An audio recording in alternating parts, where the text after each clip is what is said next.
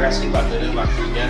Sebelumnya mohon maaf, ini memenuhi tugas saya sebagai JDU yang akan menuju di aksi nyata 1/4 Pak.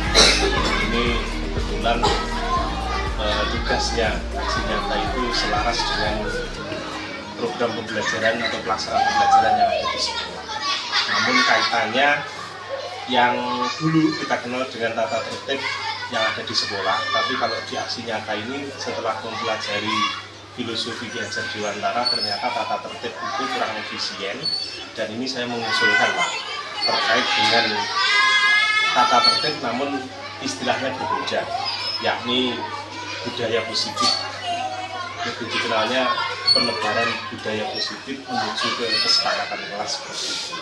Nah, ini nanti pertama yang menjadi pilot project tentunya adalah kelas 1 dan kelas 4 yang mana sudah menerapkan kurikulum merdeka.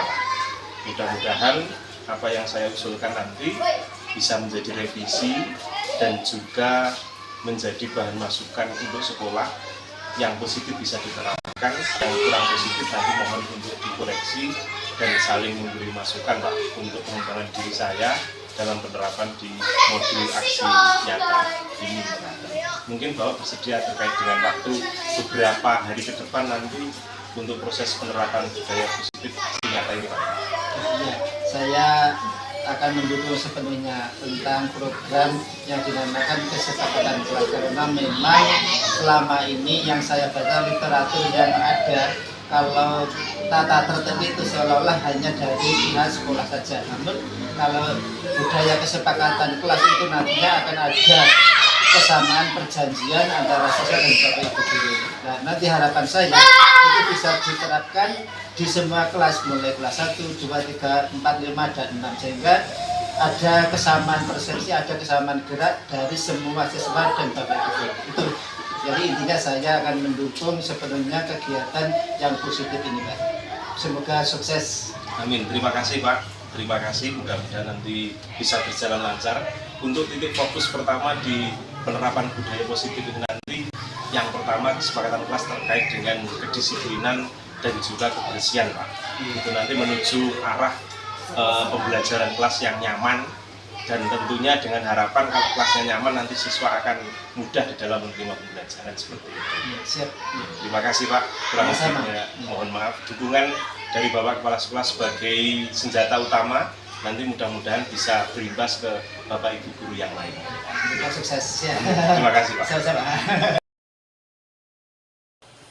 Assalamualaikum warahmatullahi wabarakatuh. Waalaikumsalam warahmatullahi wabarakatuh. Selamat pagi Bapak Ibu guru SDN 2 Sidoarjo. Pada hari ini Kamis 19 Januari tahun 2023, terima kasih waktu diluangkannya hadir di ruangan ini. Mudah-mudahan kehadiran kita semuanya nanti bisa bermanfaat untuk kita, khususnya untuk saya, umumnya untuk kita semuanya, dan wabil khusus untuk kemajuan sekolah kita SDN 2 Sidoarjo. Terima kasih juga kepada Bapak Kepala Sekolah atas dukungan dan motivasinya setelah saya minta izin untuk melaksanakan tugas melengkapi modul aksi nyata di 1.4 ini. Setelah 3 bulan berjalan, ini sesuai dengan arahan dari LMS fasilitator, semua CGP harus melengkapi aksi nyatanya dalam bentuk dokumen visual audio nanti yang diunggah di YouTube. Untuk itu luar biasa dan terima kasih sekali lagi atas kesediaan Bapak Ibu guru untuk mengikuti acara yang khusus untuk saya. Mudah-mudahan nanti bermanfaat untuk panjenengan semuanya. Untuk itu sesuai dengan temanya, saya mengambil atau memberinya judul penebaran budaya positif di SDN 2 Sidoarjo. Marilah kita awali dengan bacaan basmalah. Mudah-mudahan acara berjalan lancar dan berkah untuk kita semuanya. Bismillahirrahmanirrahim. Sebelumnya, ini saya beri judul penebaran karena kalau menebarkan itu kan beda dengan mensosialisasikan atau mengimplementasikan. Ini menurut saya lagi. Karena saya di sini juga belajar dari modul aksi nyata 1.4 ini, dan kebetulan juga sebagai tugas calon guru penggerak, maka ini saya berusaha menebarkan apa yang sudah menjadi budaya positif yang saya terapkan khususnya di kelas 4 untuk kelas 1 dan kelas 6. Ini yang pertama. Kemarin saya sudah komunikasi dengan Pak Tohibin selaku kepala sekolah, sangat mendukung dan juga antusias beliau dalam saya akan melaksanakan penebaran budaya positif. Sekali lagi saya tebarkan karena saya sudah melaksanakan. Untuk identitas, kita sudah 3 tahun bukan ya? Mulai tahun 2020, 21, 23 di SDN 2 Sidoarjo ini tidak usah saya kenalkan. Kalau foto ini jelas ketika dulu saya masih menjadi idolanya para single-single. Ini masih berjaga sebelum menikah ya seperti ini, dan sekarang juga sama seperti ini dengan foto. Selanjutnya langsung menuju ke bahasan yang akan kita bahas di kesempatan pagi hari ini. Kita mengamati dulu gambar yang ada di screen. Tentunya ini Bapak Ibu tahu kelas berapa dan sedang melaksanakan kegiatan apa. Kira-kira ini melaksanakan kegiatan apa ini? Hukuman. Menarik, menyenangkan, menyedihkan? Menyedihkan. Untuk siapa? Siswa. Tapi kalau guru bagaimana? Puas. Hah? Bagaimana Bu Ika? Bu Yeni, Bu Indah, apakah puas? Puas. Pak Yogi? Memuaskan. Seorang guru itu kalau memberi sanksi kepada siswa, memberikan perlakuan kepada siswa di endingnya puas, repot nanti. Jangan siswa nanti jadikan sebagai Psikopat, Pak. psikopat alat emas. Ingat ya, tahun 90-an banyak guru yang masuk penjara, terutama guru olahraga wajan. Itu karena apa? Ya seperti itu, perlakuannya sangat nyiram dengan siswa-siswa. Awalnya memberikan hukuman, ada yang sakit digendong dan lain sebagainya. Ini harus diperhatikan. Kita sebagai guru harus memiliki kontrol, gitu. Kalau mau memuaskan sama-sama teman guru maaf ini guru ya. Kira-kira jenengan ini setuju tidak dengan adanya hukuman seperti ini? Tidak. Padahal hukuman ini dapat mendisiplinkan anak. Tidak setujunya kenapa? Bu Yeni? Membuat efek jerah. Membuat efek jerah. Nah kalau jerah kan berarti tidak melaksanakan lagi setelah ini. Baik kan? Enggak. Nah terus? Dendam. Baik. Bagaimana Bu Ika kalau ada siswa yang dendam kepada gurunya? Nanti modalnya dikrius. Gimana? Modalnya sebenarnya bos. Berarti tidak baik ya? Dikasih lomas Dendam. Nah ini sebuah gambaran saja. Terus yang kedua, ini tentang ada bola-balik bagaimana. Yang kedua ini memberikan hukuman dengan hal positif. Yang pertama ini kira-kira apa ini? Ini siswa kelas 4 namanya Rafael.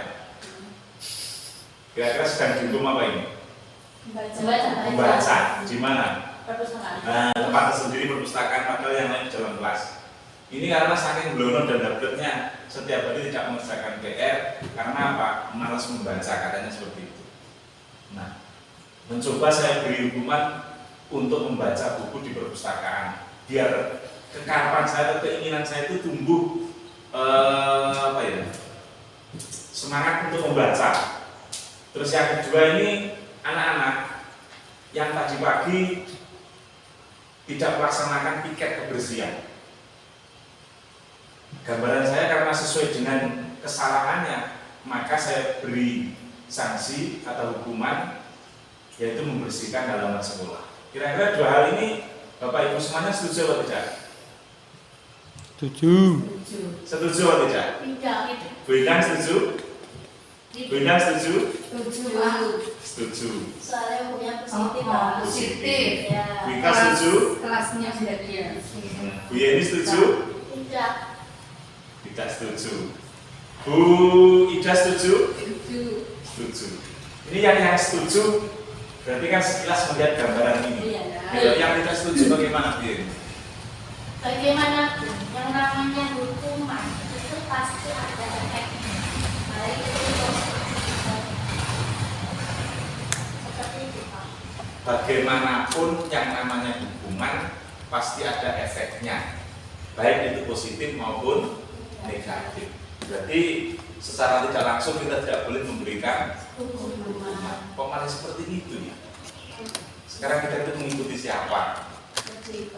Padahal dulu waktu kita sekolah kan, di sekolah Pak guru-guru memberikan hukuman ke kita, menjewer, nabok, bahkan penggaris terbang ke apa itu punggung kepala kan biasa. Sampai rumah kita cerita ke orang tua kita, bukan orang tua kita membela kita, tapi malah menyalahkan kita. Tapi sekarang kan berbalik kan. Seperti kemarin itu ada anak yang lupa tidak membawa tulis dan pinjam temannya, ternyata malah menusuk jadi masalah. Sampai rumah anak itu cerita katanya ditusuk. Nah, padahal itu yang tertusuk itu yang tidak membawa dan merebut. Akhirnya gurunya kan ke sekolah. Terus kalau diterapkan hukuman tidak boleh. Kalau jadi apa nanti? Gurunya kurang tuanya Pak ya yang masalah. Nah itu. Iya. Terus selanjutnya ini kira-kira gambar apa ini? Dapat hadiah. Dapat hadiah. Kalau dapat hadiah perasaannya bagaimana Bija? Senang. Bagaimana Bu Ika? Senang sekali. Saya minta pendapat Bapak Ibu semuanya satu saja terkait memberikan penghargaan dapat meningkatkan belajar anak. Ini setuju apa tidak? Tidak. Tidak. Kalau saya setuju lah. Tidak. Ada yang setuju atau tidak? Coba. Kalau setuju. Kalau setuju alasannya apa? Kalau tidak alasannya apa? Masih piring ya loh. Lebihnya. Bisa nyatain belum balik loh. Bisa nyatain belum balik loh. Betul-betul. Bukan satu. Oh, jadi sok ketok buka. Bukan untuk Idris. Yeni, coba dijelaskan. Anda kan setuju dengan memberikan penghargaan dapat meningkatkan belajar anak. Alasannya? Karena dengan mendapatkan penghargaan itu kan anak merasa senang Pak. Jadi dapat meningkatkan motivasi biar untuk mendapatkan hadiah atau penghargaan tersebut saya harus rajin belajar gitu. Alasannya kalau seperti itu. Iya. Bisa diterima mungkin. Selanjutnya Bu Indah, Kalau tanggapannya saya tidak setuju. tidak setuju Pak. Karena apa? Meskipun dia termotivasi untuk belajar, itu hanya karena ingin mendapat hadiah, bukan murni dari dalam dirinya. Bukan tergerak untuk belajar itu bukan dari dirinya sendiri, karena ada iming-iming hadiah tadi. Oh gitu. Dari semacam rangsangan. Suatu Betul. ketika kalau tidak ada pemberian hadiah tidak Iya. mau semangat. Tapi bukan berbagai Bu Indah berpendapat berbeda. Kalau ada hadiah nanti anak akan semangat Saya Bu Indah, memotivasi. Pak, Ibu Yeni. Iya maaf, saya baru 2 tahun di sini kalau salah menyebutkan. Yang saya ingat itu selalu Bu Ika, karena ini merupakan kelas berat bagi saya. Oke. Dua pendapat ini saya terima, namun nanti kita baca bersama-sama di akhir. Saya tidak menyalahkan dan juga tidak membenarkan. Gitu nggih? Nah, baik. Selanjutnya, mari kita introspeksi diri, melihat kenyataan yang sudah kita laksanakan. Dari 3 hal ini, apakah kita menerapkan dan memenuhi hasil yang sesuai kita inginkan? Apakah justru hasilnya berbalik dengan harapan kita? Atau justru berbalik dari keinginan jenengan semua? Itu ya. Yang pertama, hukuman dapat mendisiplinkan anak, pemberian hukuman dengan hal positif, memberikan penghargaan, dapat meningkatkan belajar anak. Tadi gambarannya sudah ada. Ini dengan sudah pernah semuanya tentunya. Dari 3 hal ini Bu Indah, bagaimana Bu? Apakah mengalami sesuatu peningkatan baik sesuai dengan harapan jenengan? Iya Pak. Terutama pemberian hukuman dengan hal-hal yang positif.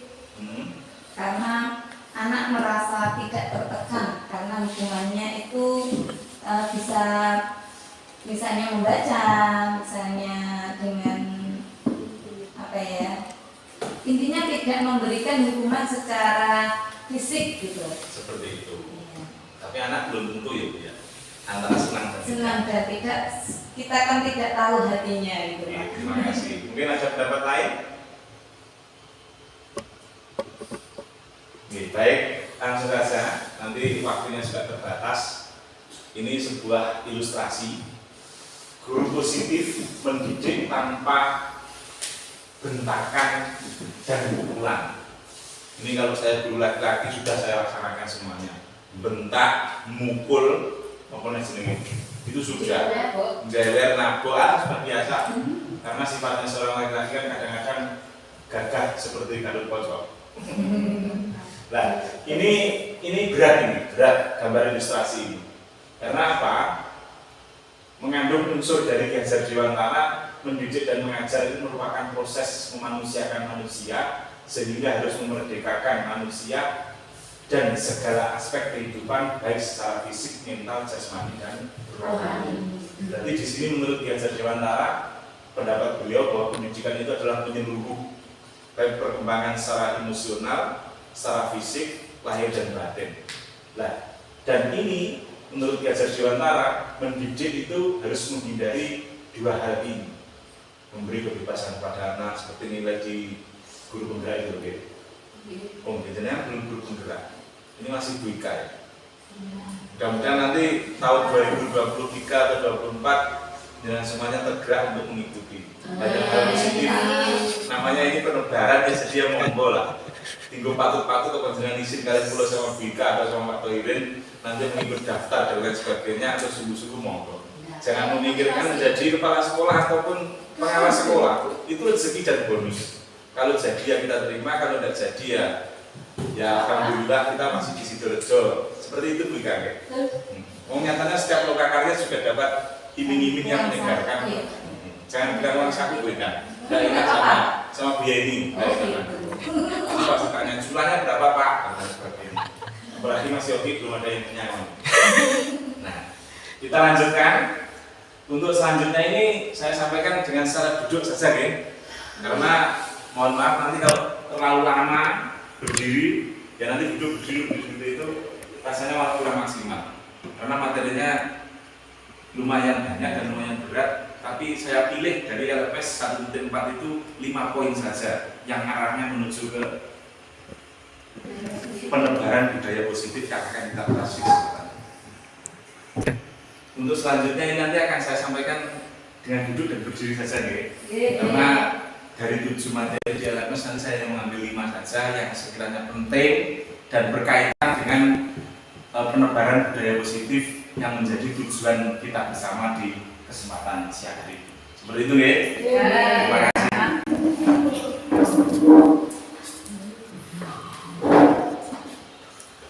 Yang pertama, ini sebelum kita mempelajari dari LMS, kita harus merubah dulu paradigma atau teori kontrol kita, yakni ilusi mengontrol murid. Ini pola pikir yang salah yang harus kita rubah dari 4 hal yang di samping ini.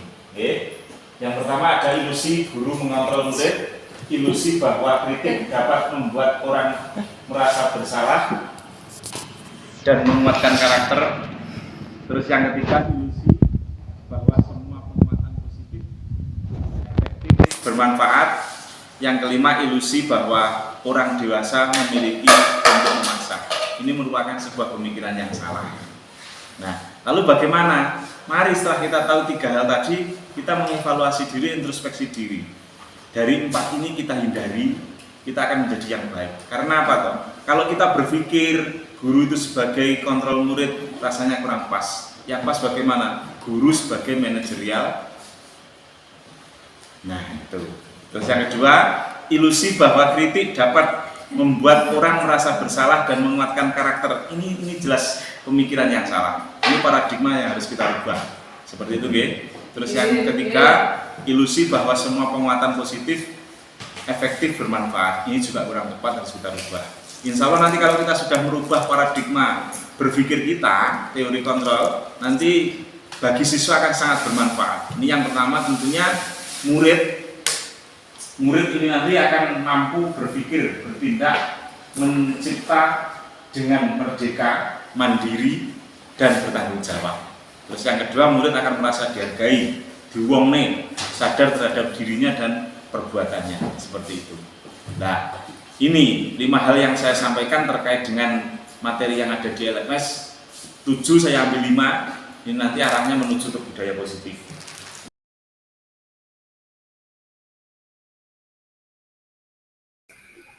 Adapun 5 hal yang akan saya bahas dari LMS itu, yang pertama adalah disiplin positif, yang kedua posisi kontrol guru, yang ketiga adalah kebutuhan dasar manusia, dan yang keempat adalah keyakinan kelas, serta yang terakhir segitiga restitusi.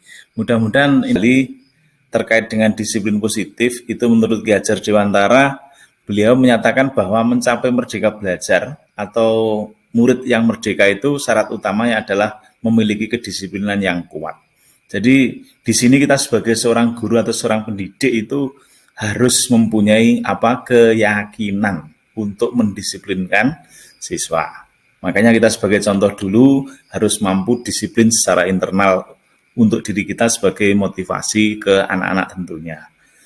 Yang jelas sebagai pendidik tujuan kita adalah menciptakan anak-anak yang memiliki sebuah disiplin, yang mana nanti dari disiplin positif ini akan mampu menumbuhkan anak-anak yang memiliki keyakinan. Terus selanjutnya kita sebagai seorang pendidik juga memiliki posisi kontrol, yakni yang pertama sebagai penghukum, pembuat merasa bersalah, sebagai teman, sebagai pemantau, dan sebagai manajer. Ini tingkatan yang tertinggi adalah sebagai manajer pembelajaran atau pemimpin pembelajaran. Mari kita bersama-sama mengevaluasi apa yang sudah kita laksanakan, dan kita ini sebagai guru menjadi posisi kontrol yang seperti apa, seperti itu. Terus untuk kebutuhan dasar manusia, kita ketahui bersama terbagi menjadi 5. Yang pertama adalah kebutuhan hidup, yang sering dikenal dengan survival. Terus yang kedua, kebutuhan cinta atau kasih sayang, atau love and belonging, dan juga kebebasan. Kebebasan dalam berpendapat, kebebasan di dalam menentukan sebuah sikap. Kalau menurut Ki Hajar Dewantara kan manusia itu harus merdeka. Murid kita juga harus dimerdekakan.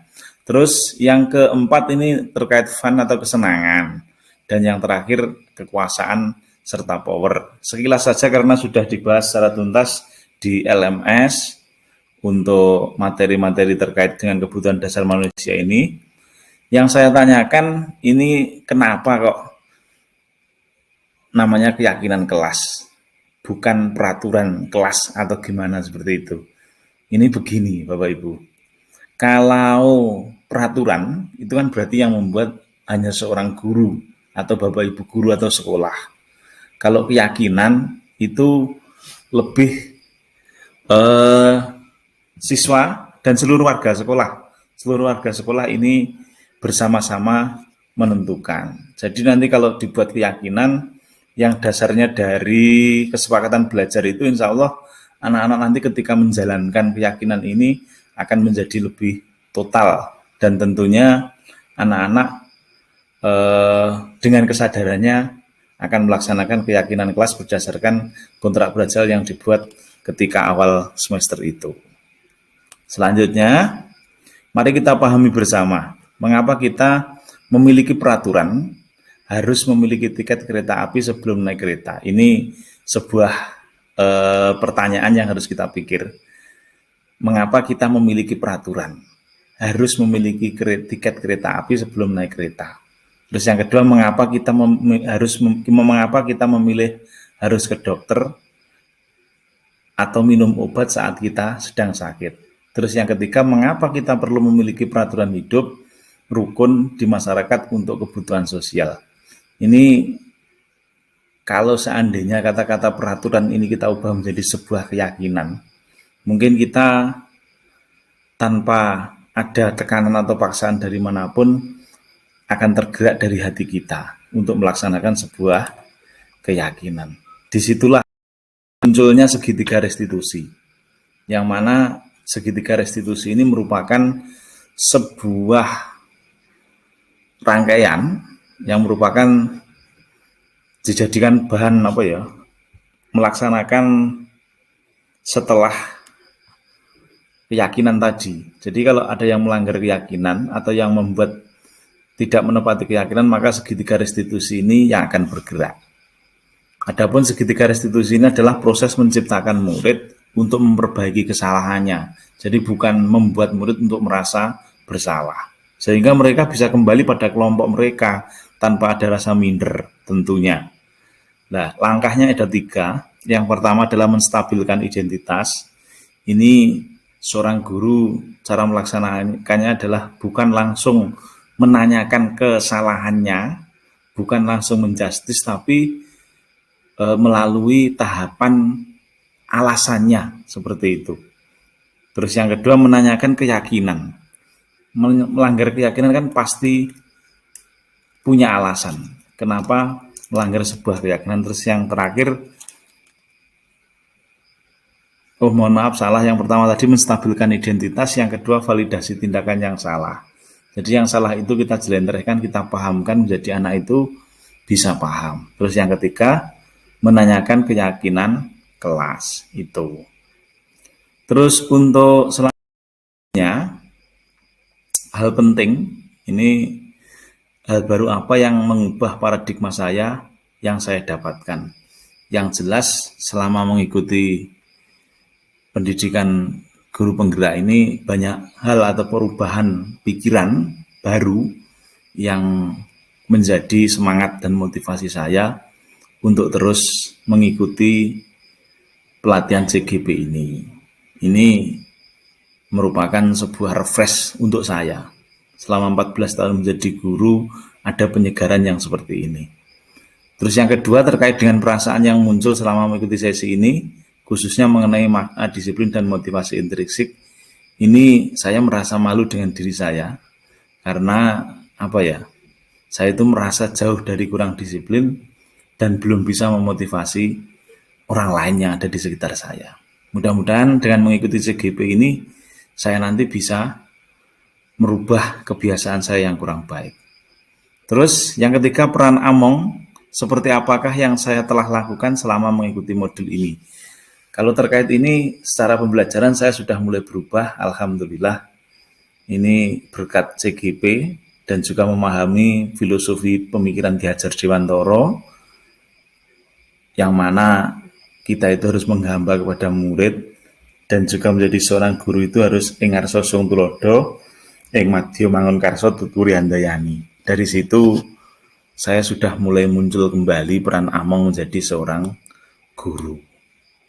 Terus yang keempat, saya akan menjadi Among yang seperti apakah setelah mengikuti modul ini atau selesai pada modul ini. Saya nanti tentunya akan menjadi seorang guru yang berpihak pada murid, terus menjadi seorang manajerial guru, bukan sebagai pembuat rasa bersalah yang seolah-olah guru itu menjadi sumber utama dalam sebuah pembelajaran. Selanjutnya, ini ulasan tadi terkait dengan posisi kontrol guru, disiplin positif, keyakinan, kebutuhan dasar, segitiga restitusi, nanti endingnya akan menghasilkan sebuah budaya positif atau kesepakatan kelas. Makanya ini 5 hal ini harus dipadukan biar tercipta budaya positif dan adanya perubahan di sekolah itu menjadi lebih baik. Contoh kecil di sekolah saya, penerapan budaya positif yang sudah saya lakukan yaitu ini yang pertama adalah karena saya mengangkat tema kebersihan dan juga peduli terhadap lingkungan sekolah, maka saya itu menerapkan budaya positif terhadap anak-anak setiap pagi untuk merawat taman yang ada di depan sekolah dan menjaga kebersihan. Ini tentunya sebelumnya kita buat dulu kontrak belajar dengan mereka dan akhirnya menjadi sebuah keyakinan bahwasanya taman ini harus dirawat, taman ini merupakan sebuah kebutuhan dan juga ini merupakan sebuah ciptaan Tuhan. Mereka dengan sadar, penuh dengan keyakinan melaksanakan tugasnya setiap hari itu. Terus ada lagi keyakinan kelas yang menjaga etika ketika di dalam kelas, waktu pembelajaran itu juga sudah diterapkan. Dan juga terkait dengan pelaksanaan pembiasaan sholat zuhur berjamaah, itu awal-awalnya memang kita selalu mengingatkan, tapi setelah dibuatkan kesepakatan dan ada keyakinan anak-anak itu ketika sudah tiba waktunya sholat, secara langsung itu menuju ke musola dan mengambil air wudhu tanpa Pak Guru Bu Guru itu menggerakkan setiap harinya. Ini contoh kecil budaya positif yang ada di sekolah saya, khususnya di kelas 4 SDN 2 Sidoarjo, dan yang saat ini sudah berjalan. Bapak Ibu Guru mungkin di tempat lain juga bisa melaksanakan seperti itu. Monggo, kita sebagai guru penggerak dan panjenengan sebagai relasi saya di kelas-kelas lain 1, 2, 3, 5, dan 6. Mari kita bersama-sama bergerak, tergerak, dan menggerakkan penanaman budaya positif ini demi kebaikan sekolah kita. Tentunya tujuan utamanya adalah sebagai seorang guru yang melaksanakan tugasnya untuk mencerdaskan kehidupan berbangsa. Selanjutnya, ini contoh kecil saja, langkah untuk membuat kesepakatan kelas itu dapat dilakukan dengan contoh seperti berikut.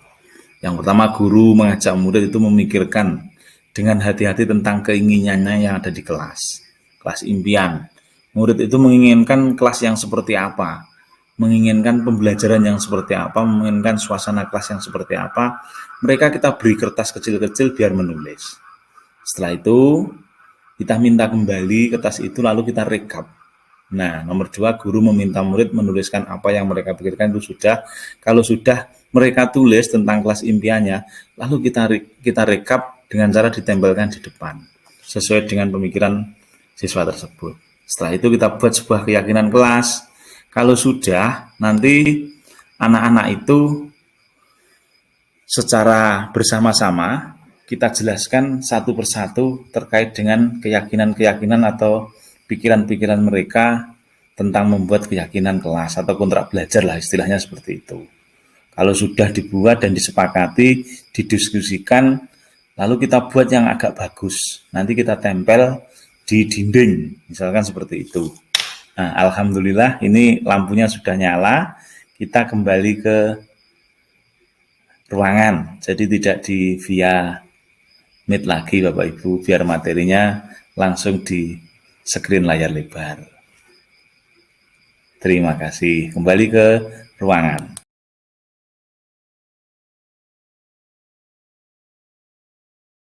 Demikian terkait dengan penebaran budaya positif. Mudah-mudahan Bapak Ibu berkenan dan menerima apa yang saya sampaikan. Misalkan tidak, dianggap saja ini pengetahuan baru yang menurut panjenengan pas digunakan, yang tidak dianggap iklan radio bubrah gitu ya. Nah, ini contoh kesepakatan kelas yang kemarin dibuat bertepatan dengan semester 2 ini. Anak-anak saya ajak praktek bersama untuk membuat sebuah kesepakatan kelas. Kalau sudah jadi sesuai dengan tahapan-tahapan di awal tadi, nanti kita buat sebaik mungkin. Kalau bisa ini tulisan asli dari anak, perwakilan dari anak. Karena menurut saya jumlahnya hanya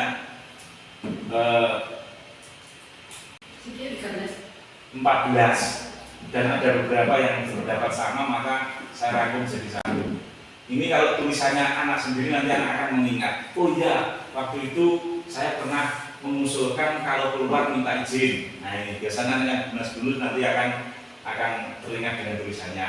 Terus ada lagi makan bersama tepat pada waktunya, berarti makan di dalam kelas nggak boleh.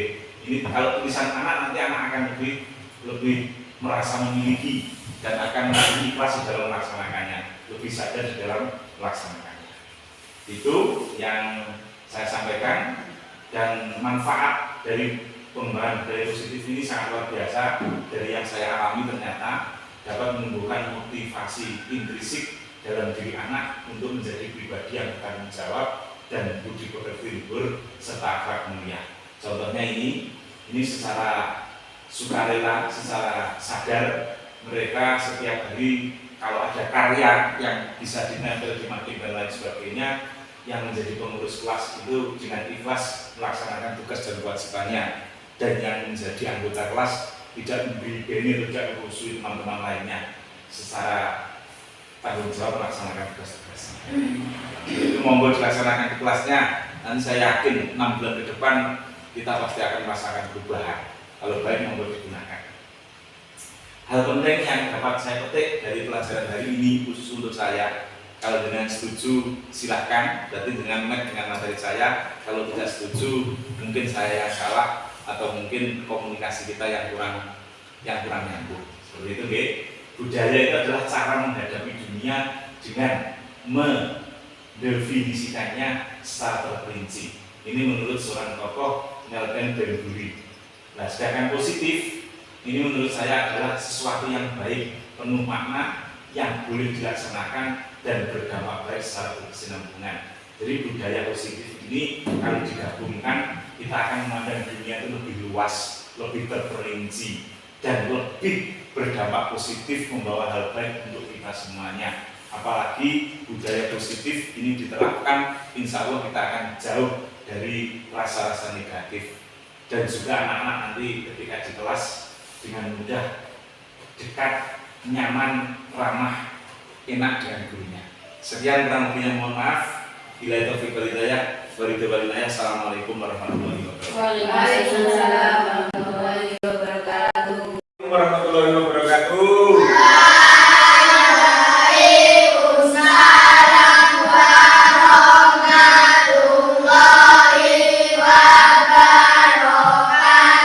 Baik anak-anak, pagi ini masuk hari pertama setelah libur semester. Jadi nanti sebelum kita mulai pelajaran, kita akan membuat apa? Kesepakatan belajar. Kesepakatan belajar ini silahkan kalian mengusulkan. Nanti Pak Guru akan membagikan selembar kertas, ditulis di sini, gitu. Usulan kalian tentang kelas yang bagaimana. Kalian menginginkan kelas yang seperti apa? Apakah di kelas boleh makan, di kelas tidak boleh rame, masuk pada waktunya, dan lain sebagainya. Paham? Kerjakan. Tulis sekarang nih.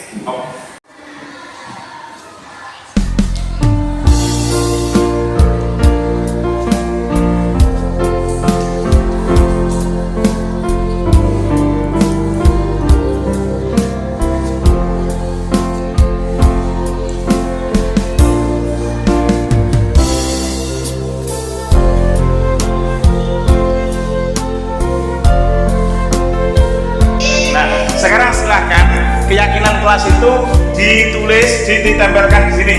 Nanti ditempelkan di sini secara bergantian. Oke? Yang pertama dari Wafik dulu. Ayo Wafik, silahkan maju. Ditulis di depan.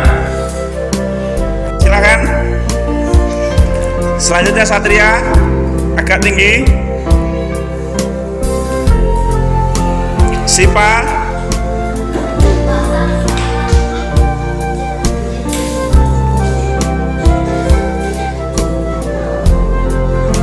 Laila, seterusnya ayo cepat. Andika, dipasang agak tinggi. Ini adalah keyakinan kelas berdasarkan usulan kalian sendiri-sendiri. Kesepakatan belajar nanti akan kita buat menjadi keyakinan kelas. Selanjutnya ayo Naura, langsung. Setelah Naura langsung Olip di samping kanannya.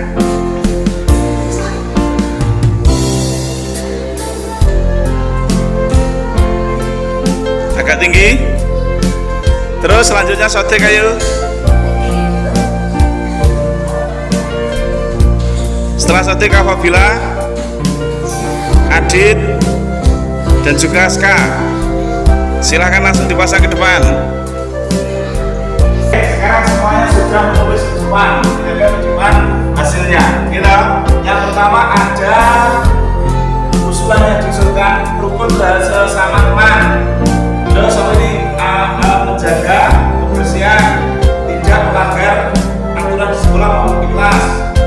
Terus membuang sampah pada tempatnya, tidak boleh membuang sampah sembarangan, tidak boleh ramai di dalam kelas saat pelajaran, tidak boleh membuang sampah sembarangan karena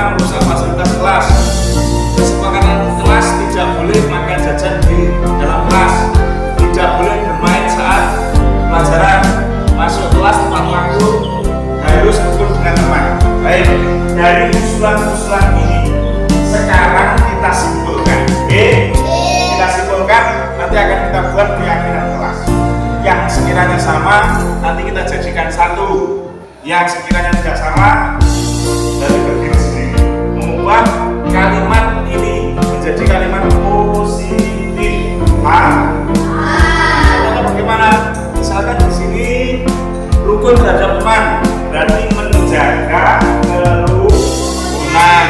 Contoh lagi, tidak boleh membuang sampah sembarangan, berarti menjaga kebersihan. Contoh lagi, tidak melanggar aturan di sekolah maupun di kelas, berarti mematuhi peraturan. Nah, sekarang kita ubah mematuhi keyakinan ke kelas. Paham ya? Siapa sih ingin bantu Pak Guru membacakan satu-satu? Pakai kayak Mas Jawa Satria. Oh di sini, di sini dua.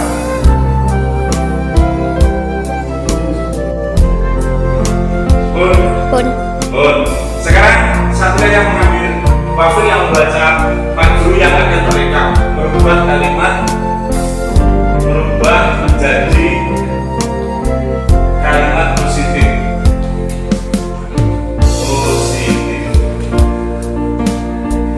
Yang pertama boleh baca. Rukun terhadap sesama teman, berarti apa? Menjaga apa sana? Kerukunan. Terus diambil lagi. Yang kedua, Mas Satria. Dibaca Wafil.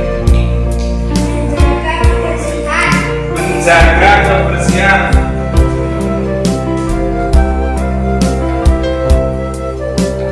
Terus apa lagi? Satria diambil lagi coba.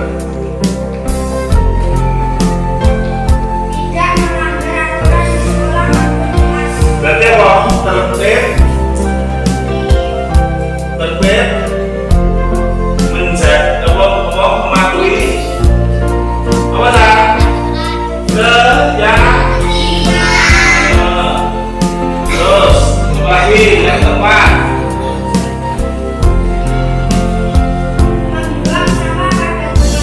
Berarti apa? Menjaga kebersihan.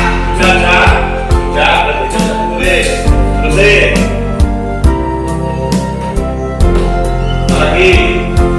Tidak boleh membuang sampah sembarangan. Kode ulang nomor 3 sama ya, sama. Oh terus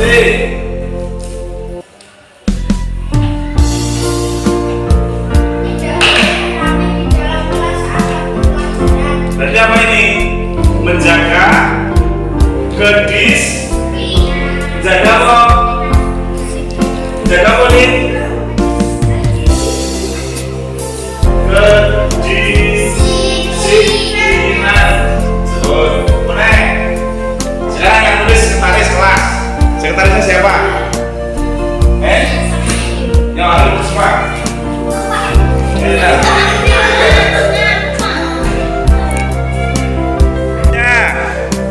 boleh membuang sampah sembarangan karena merusak fasilitas lingkungan sekolah. Berarti itu sama dengan nomor berapa, Cak? Nomor berapa? Nomor berapa? Nomor 2. Saya terus diwacana Pak Fik. Tidak boleh memakan jajan di dalam kelas. Berarti menjaga kedisiplinan. Sama dengan nomor berapa itu? Ya terus. Tidak boleh bermain saat pelajaran. Nah berarti menjaga kedisiplinan atau ketertiban. Tambahinnya menjaga ketertiban bawahnya. Betul gede dok. Menjaga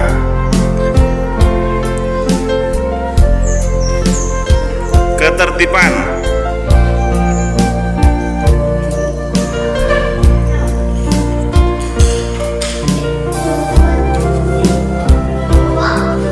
Terus selanjutnya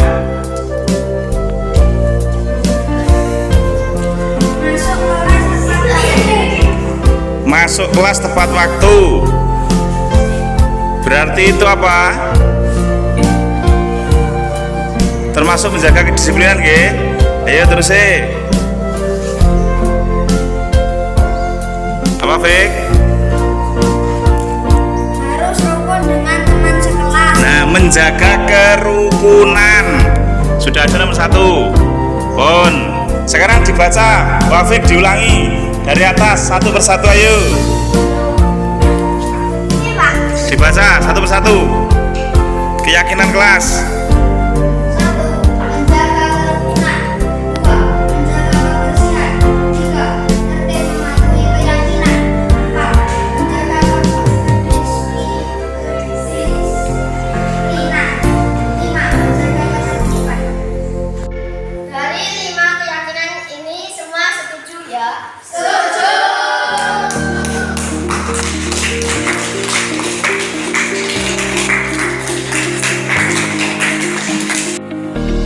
Ini sudah selesai, bagaimana Pak? Ya, sekarang dipasang, siapa anak putra yang ingin membantu? Ketua kelasnya siapa? Satria. Nah, ayo diserahkan Satria. Satria siap, dipasang ke tempatnya. Ini nanti kalau sudah dipasang, karena ini usulan dari kalian, maka harus dilaksanakan secara bersama-sama. Setuju, Baik, dengan demikian keyakinan kelas sudah terbentuk. Ada 5. Ini kalau pakunya tidak muat di sini saja.